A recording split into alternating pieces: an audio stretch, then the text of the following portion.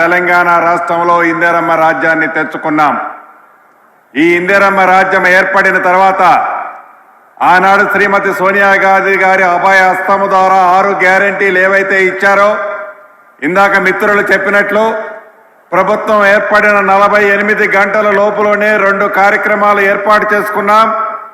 75 రోజుల లోపులోనే మరొక 2 కార్యక్రమాలను ఈరోజు గౌరవ ముఖ్యమంత్రి గారి చేతుల మీదుగా లాంచింగ్ చేసుకున్నాం. ప్రజలకి అపోహలు ఏమీ లేవు, కానీ మొన్నటిదాకా పరిపాలించిన గులాబీ రంగ నాయకులకైతే అనేక అపోహలు ఉన్నాయి. ఆ అపోహలన్నిటికీ ఇందాక డిప్యూటీ సీఎం గారు ఉత్తమ్ కుమార్ రెడ్డి గారు ముఖ్యమంత్రి గారు క్లారిఫై చేశారు. ఏదైతే ప్రజలకు ఇచ్చిన మాట అభయహస్తంలోని 6 అంశాలతో పాటుగా చెప్పని అనేక అంశాలని ఈ కాంగ్రెస్ పార్టీ ఇందిరమ్మ రాజ్యంలో రేవంత్ రెడ్డి గారి నాయకత్వంలో చిత్తశుద్ధితో ప్రజలకు అందించాలన్నదే ఈ ప్రభుత్వం యొక్క లక్ష్యం.